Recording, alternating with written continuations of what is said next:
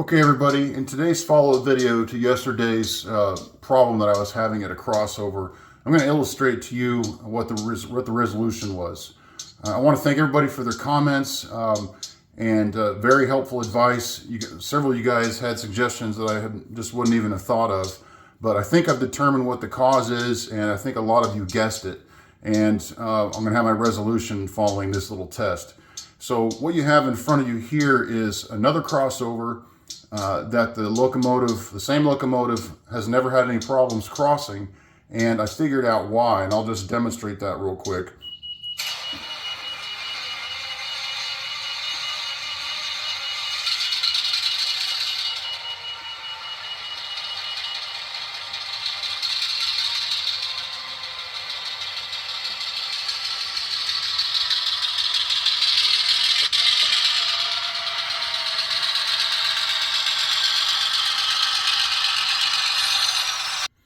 Okay, so obviously it stuttered just a little bit there, but I think that was more due to dirty track than it was anything else.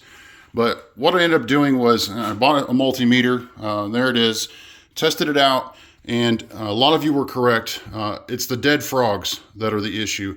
And you can see on either side of the frog, there's plastic inserts to ensure that they're dead. And that's so when the rails cross there's terminology for it I can't think of right now, but that way they don't create a short when you have the different polarities touching each other. So you can actually see the plastic plug that Walthers puts in there to ensure that doesn't happen. But what it also leads to is there's a section of track that the locomotive travels that has no power to it. Now, normally this wouldn't be a problem because between the two frogs, there should be enough rail that one truck or the other can pick up good power while it's on the good rails, while the other truck is crossing these non-powered turnouts. That's why you have dual-powered trucks on pretty much everything these days, I think, to ensure that doesn't happen.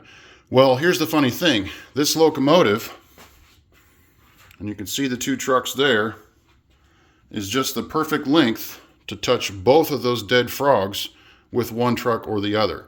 And so it's stopping dead. And a lot of you guessed that right, or knew it, probably didn't guess it. And so the solution is a lot of you use powered frogs, and I'm going to defer to others on how you would go about doing that. It's not something I'm going to choose to do because of my entire layout, and I have probably 20 crossovers.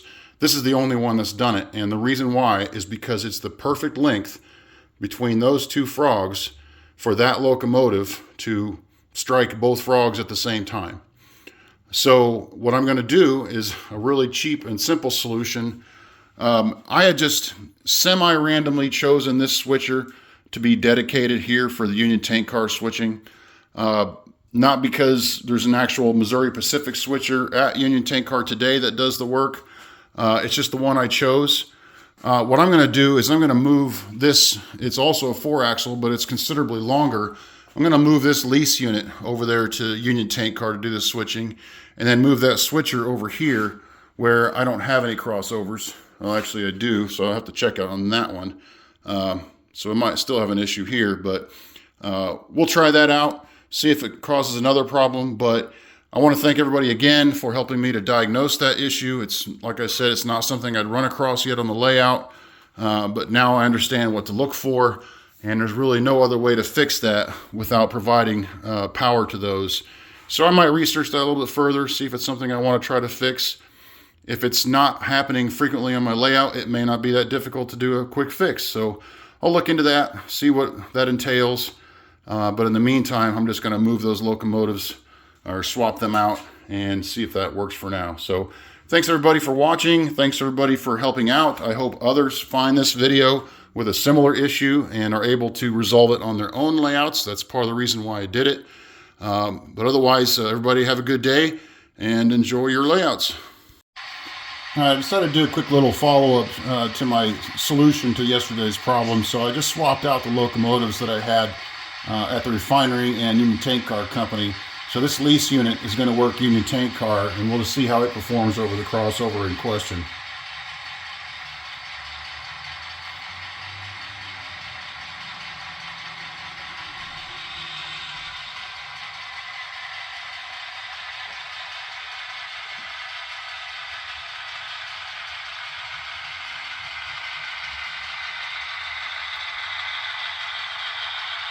So no problem there. And now for the test for the switcher over a Union tank car only crossover it should be messing with.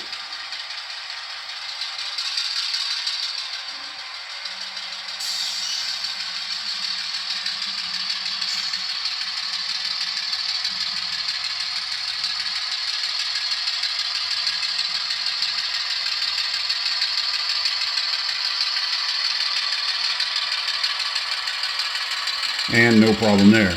So not the perfect solution. I'd love to have keep alives in all my locomotives, and for people that don't know, that's basically a capacitor that sits inside the locomotive that stores, like, I don't know, 2 or 3 seconds worth of energy.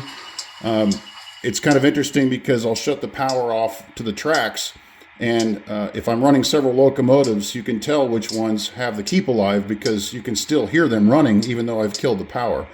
So it's definitely a neat technological advantage you can have when your track isn't perfect. But for now, this is a zero cost option, zero effort option. All I had to do was switch out a couple locomotives.